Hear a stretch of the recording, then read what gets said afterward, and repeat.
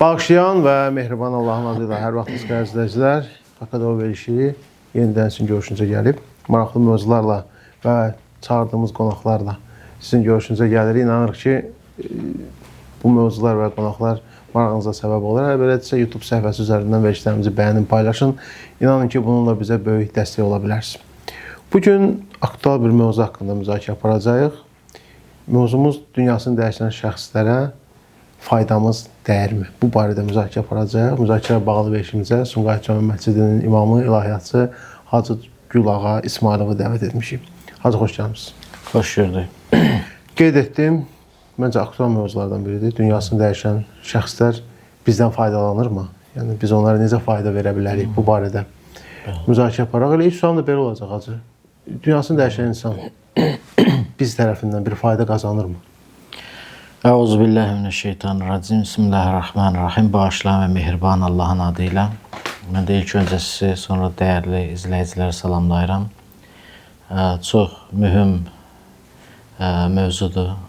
Təbii ki, bu günümüzdə hər bir şəxsin istifadə etdiyi bir mövzudur. Bugün dünyasını dəyişən şəxslərimizə dua etməyimiz, elə bir şəxs yoxdur ki, dünyadan köçənlər üçün dua etməsin. Onlar haqqında yaxşı sözlər deməsin, onlar haqqında ehsan verməsin. Təbii ki, hər dəfə mən qeyd edirəm ki, ehsan deyəndə təkcə yemək içmək nəzərdə tutulmur. Yəni, dinimizin dediyi ehsan yaxşılıq mənasındadır. Onların adından hər hansı bir yaxşılıq etmək bugün cəmiyyətin ayrılmaz tərkib bir hissəsidir. İnsan cisimdən və ruhdan ibarətdir. İnsan dünyasını dəyişir. Biz ölən bir insana yox olmuş kimi baxsaq, yəni yox oldu desək, o zaman ona heç bir şeyin faydası yoxdur. İstər ona dua edəsən, istər onun haqqında ehsan edəsən, bir insan ölümü ilə yox olursa, təbii ki, onun haqqında heç bir şey qəbul olunmaz. Çünki o yox olan bir varlıqdır. Amma insan ruhdan bir ibarət, cisimdən və ruhdan təşkil tapdığı üçün insan bu aləmdən başqa bir aləmə, digər aləmə gedir. Yəni, insanın ruhu yaşayır. İnsana edilən dualar onun ruhuna təsir edir. Biz bir insana təkcə cisim kimi baxmırıq. Biz bir insana ruh və cisimdən təşkil tapmış bir varlıq kimi baxırıq və insanı Allaha qovuşduran da, insanı Allaha yaxınlaşdıran da onun cismi deyil, onun ruhudur. İnsanın edilən dualardan faydalanan əksər onun ruhudur, nəinki cismi. Hətta diri bir insana dua edən zaman, diri bir insan üçün gözəl bir söz deyən zaman, onun haqqında, onun yanında Quran oxunan zaman və yaxud da gözəl bir ayətlər, hədislər, gözəl, xoş bir söz danışan zaman onun ruhu daha çox təsirlənir, nəinki cismi. Ruh təsirləndiyinə görə onun cismində də müsbət enerji oyanır. Hətta görürük ki, bir insanın məsciddə oturması, nəinki məsciddə, xoş söz danışılan bir yerdə oturması ona gözəl bir əhval-ruhiyyə gətirir. O da ruhuna olunan təsir nəticəsində cismi də nəşət tapır, cismi də gözəlləşir, cismi də aktivləşir. Görürük, insan dünyasının dəyişməsi ilə yox olmur. Bu səbəbdən bir insan bu dünyadan axirət aləminə köç etdisə, ona edilən dualar bütün müsəlmanlar tərəfindən qəbul olunmuş bir məsələdir ki, bir insan dünyasını dəyişəndən sonra ona nə edirik? Dua edirik. Çünki onun ən çox ehtiyacı olan bizim duamızdır. Bu, Peyğəmbər sallallahu zamanından bugünkü günümüzə qədər dünyasını dəyişən şəxslərə dua edilib. Hətta buna biz baxsaq, görürük ki, dünyasını dəyişən şəxsə fayda verməsə, Peyğəmbər bu işi əmr etməz, bu işi görməz. Peyğəmbərimiz aləmlərə rəhmət olaraq göndərilən bir Peyğəmbər əbəs yerə heç bir iş görməz. Biz bunu bilirik ki, Peyğəmbər dahi bir şəxsiyyət, Allahın elçisi, hər sözü qızıldan dəyərli olan Həzrət Peyğəmbərimiz, onun hər bir addımı bizim üçün örnək və nümunə olan Peyğəmbərimiz, hər bir kəlamı bizim üçün örnək və bizə həyat dərsi olan Peyğəmbərimizin etdiyi əməllər, dediyi sözlər bizim üçün bir dərsdir. Peyğəmbərin sözü də müzakirə olunmaz. Peyğəmbər sallallahu dünyadan köçənlər üçün, şəhidlər üçün dualar edərdi. Onlar üçün Fatihə surəsi oxuyardı, onlar üçün Allahdan rəhmət diləyərdi. Və bu da onu göstərir ki, dünyasını dəyişən şəxs bizim dualarımızdan faydalanır. Əgər bizim dualarımızdan faydalanmasa, bizim duaların ona xeyri, faydası olmazsa, Peyğəmbər bunu işi görməzdi və biz də Peyğəmbərdən görüb götürməzdik. Peyğəmbər yəni əbəs yerə bir iş görməz. Ki, bir insan dünyasını dəyişən zaman ona cənazə namazı qılınır. Bu, bütün məzhəblərin yeşdilliklə qəbul etdiyi bir məsələdir. İnsan dünyasını dəyişəndən sonra ona cənazə namazı qılınır. Cənazə namazı da duadan ibarətdir. Allahdan dünyasını dəyişən şəxsə rəhmət və məğfirət diləyirik.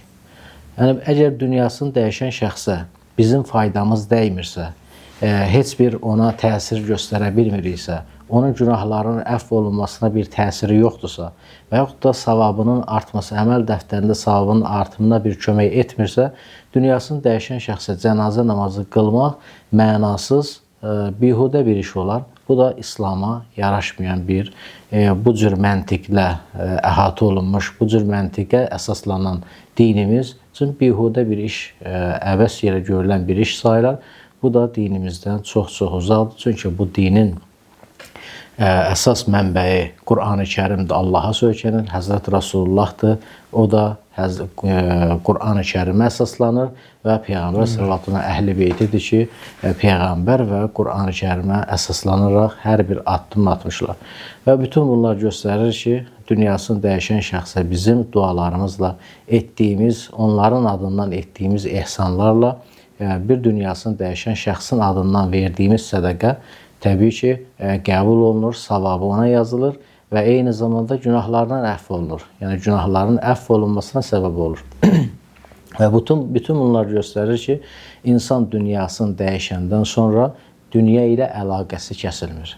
Bunu bütün İslam məzhəbləri, istər sünni olsun, istər şiə olsun, fərq etməz, heç bir ixtilafı olmadan bu hədis qəbul olunur ki, insan övladı dünyasını dəyişəndən sonra dünya ilə əlaqəsi kəsilər, yalnız bir neçə əməldən başqa. O əməllər hədisdə qeyd olunur ki, sədəqa cariyə, davam edən sədəqə. Biri yol çəkib, o yoldan nə qədər insanlar istifadə edəcəksə, onun savabı onun əməl dəftərinə yazılar. Görür ki, bu sübutdur ki, insan dünyasını dəyişəndən sonra bu dünya ilə əlaqəsi kəsilmir. Əlaqə kəsilərsə, artıq bunun da ona faydası dəyə bilməz. İkinci, Peyğəmbərimiz buyurur, Əl-elmu yuntafa'u bihə. Fayda götürüləcək, insanlara fayda verən bir elm. İnsanlara elm öyrədib, o insan o elmdən bəhrələnir və digərlərini öyrədir. Nə qədər bu silsilə davam edəcəksə, onun savabı dünyasını dəyişən şəxsə çatır və onun əməl dəftərinə yazılır. Bu da eyni zamanda göstərir ki, insan bu dünyadan axirət aləmində olan insanlara biz hədiyyə göndərə bilirik. Onların əməl dəftərinə yazılır. Üçüncü buyurur, vəl-vələdu salihu yəd'uləh. Ona dua edən salih övlad. Bir insanın salih övladı qalıb, o öz valideyni üçün, öz dünyadan köçəni üçün dua edir. Və bu zaman onun duası ona çatır və Allahın rəhmət və məğfirətini ona şamil edir. Bu, əziz Peyğəmbərimizin bütün İslam məzhəbləri tərəfindən qəbul olunmuş bir hədisidir. Yəni, bunda heç bir çəkişmə, ixtilaf olmayan bir hədisdir. Və bu da onu göstərir ki, İslam aləmində bunu inkar edən bir şəxs bu günə qədər olmayıb. Yəni, İslam məzhəbləri arasında bunu inkar edən bir şəxs olmayıb. Təbii ki, Peyğəmbər sallallahu qəbristanlığa girərdi, deyərdi, Əssəlamu aleykum minəl mu'mininə vəl muslimin. Salam olsun mömin və müsəlmanlara. İnnə bikum inşallah, innə bikum lahiqun. İnşallah biz də sizə qovuşacaq. Allahdan özümüz üçün və sizin üçün məğfirət diləyirəm. Gör, Peyğəmbər sallallahu qəbristanlığa girəndə bu sözü deyərdi, onlara salam verərdi. Əgər onlar Peyğəmbərin salamını eşitmirsə, bir təsir, Peyğəmbərin onlara salamının təsiri yoxdursa, Peyğəmbər onlara salam verməzdi. İkincisi, Peyğəmbər sallallahu deyir, biz də sizə qovuşacaq, birinci özümüzə deyir. Özümüzə və sizə Allahdan afiyət, yəni məğfirət diləyirəm. Və Peyğəmbər sallallahu da bu duası da onlara təbii ki, qəbristan əhlinə təsir edir ki, Peyğəmbər sallallahu həm bunu edirdi və həm də səhabələrə deyirdi ki, qəbristanlığa girən zaman onlara salam verin. Salam verəndən sonra isə o deyin ki, biz də sizə qovuşacaq və Allah bizi və sizi əfv etsin. Və bütün bu nümunələr hamısı göstərir ki, dünyanı dəyişən bir şəxs əlaqə qalır. Ruh aləmi, ruhlar ölməzdir, ruhlar əbədidir. Və həmən ruhlar da bizim dualarımızdan faydalanır və bizim onlar haqqında etdiyimiz yaxşı əməllərdən faydalanır. Onlar haqqında bütün İslam məzhəblərində dünyasını dəyişən şəxs haqqında sədəqə vermək var. Onun adından sədəqə verir və yaxud da onun adından hər hansı bir gözəl iş görmək, hətta dünyasını dəyişən bir şəxsin adından həcc etmək. Peyğəmbər sallallahu zamanında bir xanım yaxınlaşdı Peyğəmbərimizə, dedi, ya Rasulullah, anam nəzr etmişdi ki, həcci yerinə yetirsin, həcc ziyarətinə getsin. Peyğəmbər sallallahu buyurdu, dedi, mənə vacibdir, mən onu edim, yoxsa etməyim. Peyğəmbərimiz buyurdu, əgər sənin ananın borcu olsaydı, sən onu qaytarardın, deyir, bəli, çünki mən onun övladıyam, o borcu qaytarmaq mənə vacibdir. Dedi, Allahın qarşısında əhdə vəfa etmək daha vacibdir. Yəni, sən də ananın yerindən həcci et. Əgər bir şəxsin adından, bir şəxsin əvəzindən Peyğəmbərimiz həcc etməyi əmr edirsə, demək ki, ona faydası var ki, Peyğəmbərimiz əmr edir. Təbii ki, biz bunları danışan zaman onu çox gözəl bilirik ki, Peyğəmbərimiz buyurub ki, bir insan dünyada ikən bir xurma verməsi, o dünyadan köçəndən sonra tonlarla onun adından xurma verməsindən daha faydalıdır. Bunu biz təbii ki, dərk edirik, anlayır və qəbul edirik. Lakin əlaqə kəsilir, bizdən faydalanmırlar. İslam dinimizə əsasən, bəli, ruhlar aləmi, ruhlar ölməzdir və onlara bizim dualarımız, dua özü ən böyük sübutdur ki, Allahdan onlar üçün məğfirət diləyirsə, bizim onlara faydamız vardır. Onlar bizdən faydalanır. Məsələn, Quran oxudurlar. Buna necə münasibət bəsləyirsiniz? Bu da çox gözəl sualdır, ən çox verilən suallardandır. Təbii ki, biz Quran deyən zaman Quranın mahiyyətin, Quranın nazil olma səbəbin və məqsədlərini çox gözəl bilirik. Ən çox da deyirlər ki, Quran canlılar üçündür. Bəli, biz bunu çox gözəl deyirlər. Quran-ı Kərim canlılar üçündür. Quran-ı Kərim bizim əməl kitabımızdır. Quran-ı Kərim həyat dərsidir. Quran-ı Kərim insanlara həyat bəxş edir. Bunu heç bir müsəlman inkar etmir. Quran-ı Kərim, Allah Teala Quran-ı Kərimdə buyurur ki, bu kitab insanlara hidayət edən kitabdır. Bu kitab insanları zülmətdən nura çıxardan bir kitabdır. Bu kitab haqqı batildən ayırt edən bir kitabdır. Bu kitab Allahın möhkəm dəlilləridir. Bu kitab Allahın qırılmaz ipidir. Yəni, bu kitabın nə qədər vəsf etsək, yenə də azdır. Bu kitab insanlara həyat bəxş edən bir kitabdır. Yəni, bunlar öz yerində.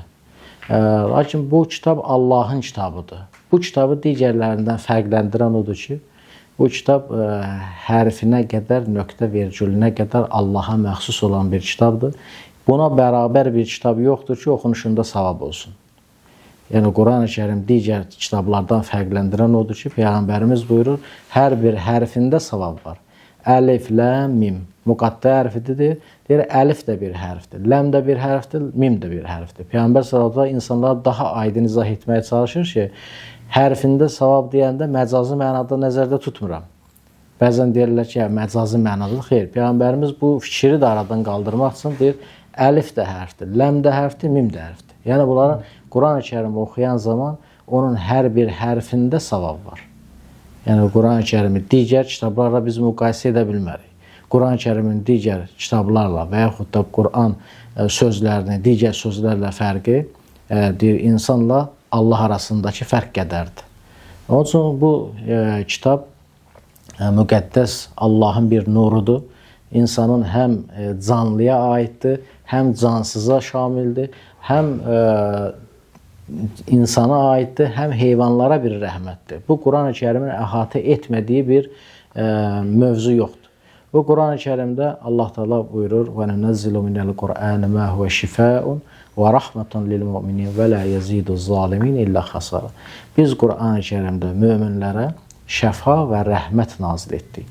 Quran-ı Kərim möminlər üçün həm şəfadır, həm rəhmətdir. Şəfa bizim cismimizdə də, ruhumuza da şəfadır. Rəhmət, biz bilirik ki, ölənlərə rəhmət deyirik əsasən. Təbii bilirik, diriyə də rəhmətdir, ölüyə də rəhmətdir. Yəni hər ikisinə Qurani Kərim rəhmətdir. Yəni Qurani Kərim burada demir diriyə rəhmətdir. Qurani Kərim ümumiyyətlə deyir ki, biz Quranda möminlərə şəfa və rəhmət nazil etdik. Bu rəhmətə daha çox ehtiyacı olur dünyasını dəyişən şəxs. Biz Qurani Kərim oxuyub hədiyyə edən zaman bəzən deyirik Qurani Kərim əməl kitabıdır. Biz tarixə baxsaq, tarixi mənbələrə baxsaq, Həzrət Peyğəmbərimiz İmam Həsən, İmam Hüseyin əleyhissalamı əyləşdirərdi. Birin sağ dizində, birin sol dizində. Nas və Fələq surələrin, Məuzəteyn deyilir bunlara. Nas və Fələq surələrini oxuyub İmam Həsən, İmam Hüseyin əleyhissalamı öpürərdi. Və bu soruşanda ki, ya Rasulullah, bunu nə üçün edirsən? Peyğəmbərimiz buyururdu ki, bunu Həsən və Hüseyni şər qüvvələrdən, bəd nəzərdən, pis nəfsdən qorumaq üçün. Bəs görürük, Qurani Kərim bəs əməl kitabıdır. Peyğəmbər sallallahu Qurani Kərimin ayətləri ilə, yəni Nas və Fələq surəsi də Qurani Kərimin surələridir. Bəs Nas və Fələq surəsi nə üçün bəd nəzəri qovmaq üçün və ya da şər qüvvələri qovmaq üçün Peyğəmbər sallallahu oxumurdu. Quran Peyğəmbərə nazil olub. Peyğəmbər deyərdi ki, Quran elə əməl üçündür. Yəni oxu, namaz qıl, oruç tut, düz danış. Amma Peyğəmbər sallallahu bundan görür ki, necə istifadə edir. Yəni Qurani Kərim əhatəli bir kitabdır, çox şaxəli bir kitabdır və təfsir kitablarına da baxsa, bütün İslam məzhəblərində qeyd olunur. Peyğəmbər sallallahu Məkkədən hicrət edən zaman, Məkkədən Mədiniyə hicrət edən zaman, təbii ki, müşriklər tərəfindən qovulan zaman, həmən gecə Peyğəmbər sallallahu Yasin surəsində bir ayə oxudu. Və cəalnə min beynə əydihim səddən və min xalfihim səddən fə əxşəynəhum fəhum lə yubsirun. Biz onların arasında sədd çəkdik, ayə bu cür gedir. Peyğəmbər sallallahu Yasin surəsinin bu ayəsini oxudu və üfürdü, bir oğuz toz da atdı müşriklər tərəfə. Və Peyğəmbər sallallahu elə keçdi oradan, heç bir müşrik Peyğəmbərimizi görmədi. İndi o zaman biz deyək ki, Qurani Kərim sehir kitabıdır. Peyğəmbər sallallahu bunu tətbiq edib, o deməkdir ki, Qurani Kərim möcüzələrlə dolu bir kitabdır. Və Qurani Kərim təbii ki, bizim əməl kitabımızdır. Lakin digər təsirləri də unutmamalıyıq. Peyğəmbər sallallahu bunu edən zaman bilirdi bu əməl kitabıdır. Lakin bu zaman Peyğəmbər sallallahu o surədən o cür istifadə etdi. Və Peyğəmbər sallallahu həyat tərzinə baxanda, hədislərinə baxanda Peyğəmbərimiz buyurur: "Fəqra surətul Fatihə alə cənaizikum." Cənazələrinizə Fatihə surəsini oxuyun. Fatihə surəsi Qurani Kərimin tərtibinə əsasən birinci surədir. Əlimizdə olan Fatihə Quran açılışı deməkdir. Cənazələrinizə Fatihə surəsini oxuyun. Cənazə insan dünyasını dəyişib, dünyasını dəyişəndən sonra ona Fatihə surəsini oxumağa əməl olaraq ona nə əməl edəcək? Artıq bu dünyadan köçüb, ona sən istəsən nə qədər Fatihə, əgər bu məntiqlə yanaşsaq ki, Qurani Kərim ölüyə heç bir faydası yoxdur. Bəs Peyğəmbər sallallahu nə üçün cənazələrinizə Fatihə surəsi oxuyun? Başqa bir hədisə baxsaq, Peyğəmbərimiz buyurur: "Fəqra surətə Yasin alə mağtəkum." Ölülərinizin üzərində Yasin surəsini oxuyun. Bu bütün İslam məzhəblərində, yəni Əhl-i-Sünnə və Şiə məzhəbində də bu hədis təsdiq olunur və qəbul olunmur. Sadəcə olaraq burada təfsirində, şərhində, yozumunda fərq var ki, ölünüzün üzərində deyəndə bəzi alimlər bunu deyib ki, can verən şəxsin başının üstündə Yasin surəsi oxuyun. Hətta bu məntiqlə belə baxsaq, bu izahla belə baxsaq, yenə də can verən insanın başının üzərində Yasin oxumağın, əgər bu əməl kitabıdırsa təkcə, yəni savabı yoxdursa, ona digər təsirləri yoxdursa, hətta lap götürək ki, öləndən sonra yox. Elə can verən zaman onun başının üzərində Yasin oxumağın nə mənası olar? Artıq o bu dünyadan köçür, ona oxulacaq ayələrin ona heç bir məna baxımından, əməl baxımından təsiri olmayacaq. Onun üçün onu göstərir ki, onun həm rahat can verməsinə, həm ruhunun dincəlməsinə, həm də ki, onun günahlarının əfv olmasına səbəbdir ki, Peyğəmbər sallallahu onu buyurur ki, Yasin surəsini ölənlərinizin üstündə, istər can verənin, istərsə də dünyadan köçəndən sonra Yasin surəsini oxuyun. Təbii ki, biz surəni oxuyan zaman orada Allah Teala müxtəlif mövzulardan danışır. Hələ Yasin surəsinin özünə baxsaq, Ər-Rəhman surəsinə baxsaq, Allahın nemətindən, qüdrət nişanələrindən, cənnətdən, cəhənnəmdən və yaxud da təbiət aləmindən danışır. Biz bunu oxuyan zaman buna bu məntiqlə baxırıq ki, bu Allah kəlamıdır.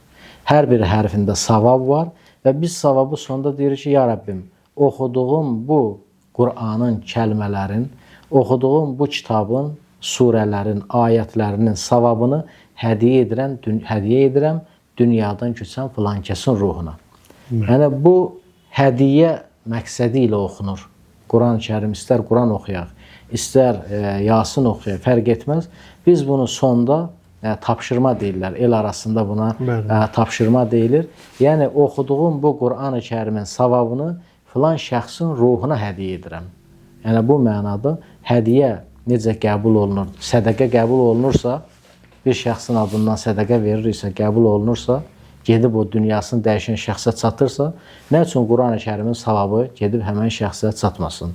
İslam məzhəbləri arasında Quran-ı Kərimin dünyasını dəyişən şəxsə çatır, çatmır nəzərinə baxsaq, görürük ki, İslamda ümumiyyətlə iki məzhəb vardır. Şiə məzhəbi, Sünni məzhəbi. Üçüncü bir məzhəb yoxdur. Yəni, bugün qəbul olunmuş iki məzhəb var, Şiə və Sünni məzhəbi və bu məzhəblər arasında deyək, məzhəblər, İslam hüquqi məzhəbləri var. Şafii, Hənəfi, Həmbəli, Maliki və Cəfəri. Bu 5 dənə İslam hüquqi məktəbinin nəzərlərinə baxsa, Hənəfi və Həmbəli məzhəbi Quran-ı Kərimin oxunub dünyasını dəyişən şəxsə savabını hədiyyə etmək qəbul olunur. Yəni bu məzhəb nümayəndələri də bunu icra edir və qəbul edir. Şafii və Maliki məzhəbləri isə onlar bu məsələdə iki fikirdə. Bir dəstəsi, yəni qədim alimlər deyiblər ki, bunun savabı dünyadan köçənə çatmır. Müasir alimlər isə Şafii və Həmbəli məzhəbinin nümayəndələri isə deyiblər ki, Quran-ı Kərimin savabını oxuyub hədiyyə edən zaman dünyasını dəyişən şəxsə çatır və bu da Peyğəmbər sallallahu zamanından bu günümüzə qədər qəbul olunmuş bir məsələdir. Və Cəfəri məzhəbinə də baxsaq, bütün alimlər yeşilliklə deyir ki, Quran-ı Kərimin, yəni Quran-ı Kərim ən əzəmətli kəlamdır. Bu kəlamın oxuyub dünyasını dəyişən şəxsə hədiyyə etmək icazəlidir və qəbul olunandır. Və nəinki icazəlidir, bunun böyük savabı vardır. Çox sağ olacaq. Məncə maraqlı mövzu alındı. İnanıram ki, izləyicəm nəticə çıxarar. Təşəkkür edirik sizə. Siz də sağ olun, çox sağ olun. Allah hər birinizdən razı olsun. Təşəkkür. Belə izləyicilər, bir verilişin də sonuna gəlib çatdıq. Biz bugün dünyasını dəyişən insanlara biz tərəfindən hansı faydalar toxunur, bu barədə müzakirə apardıq. Müzakirəyə bağlı verilişimizə Sumqayıt Cümə Məscidinin imamı, ilahiyyatçı Hacı Gülağa İsmailovu dəvət etmişdik. Sizə mən Pəmir Rəhimli idim. Növbəti həftə görüşmək ümidi ilə sizdən ayrılıram. Allah'a əmanət, sağ olun.